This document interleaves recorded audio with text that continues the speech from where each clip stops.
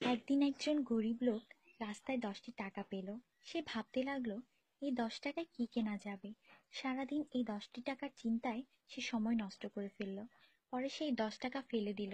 সে বলল, হে আল্লাহ, এই 10 টাকার জন্য আমি আজ সকাল থেকে আপনাকে একবারও স্মরণ করিনি। সেই সব লোক আপনাকে কিভাবে স্মরণ করে যাদের লাখ টাকা আছে? আল্লাহ সুদ হারাম করে দিয়েছেন, আমরা ব্যাংক বানিয়েছি। আল্লাহ জীবনকে সীমিত করেছেন, আমরা ঘড়ি বানিয়েছি। আল্লাহ পর্দার হুকুম দিয়েছেন, আমরা টিভি, ডিভিডি, ডিশ দিয়ে বেহায়ামি সর্বসাধারণের জন্য করে দিয়েছি। আল্লাহ বলেন, কোরআনে তোমাদের সফলতা, আমরা অক্সফোর্ডের বইকে সফলতা বানিয়ে নিয়েছি। আল্লাহ মিথ্যা বলা নিষেধ করেছেন, আর আমরা এপ্রিল ফুল পালন করা শুরু করে দিয়েছি। আল্লাহ বৃদ্ধ বয়সে মা বাবার সেবা করতে বলেছেন, আমরা বৃদ্ধাশ্রম বানিয়ে ফেলেছি।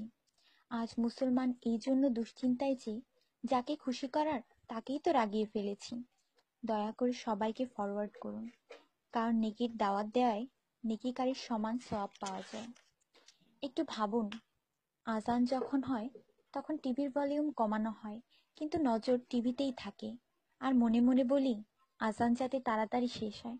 এটাই কি আজানের মর্ম? আপনি নিজে আপনার মনকে প্রশ্ন করুন।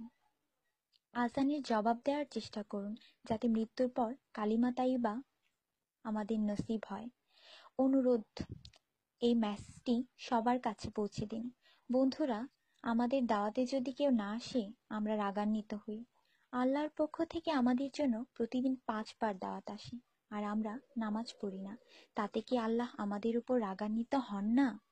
এটি শুধু মেসেজ না, বাস্তবতা। দয়া করে নামাজ আদায় করুন এবং অন্যকেও উৎসাহিত করুন।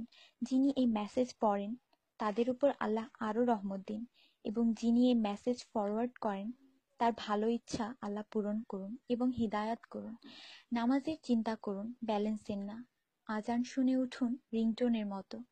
কোরআন মনোযোগ দিয়ে পড়ুন, এসএমএস পড়বার মতো। জীবন সবসময় থাকবে না নেটওয়ার্কের মতো।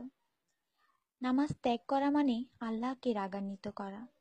ফজর 6 মিনিট, জোহর 15 মিনিট, আসর 8 মিনিট, মাগরিব 10 মিনিট, এশা 18 মিনিট, মোট 57 মিনিট। 80% লোক এই মেসেজ ফরওয়ার্ড করে না। দয়া করে আপনি করুন। আল্লাহ সবার মঙ্গল করুন। আমিন।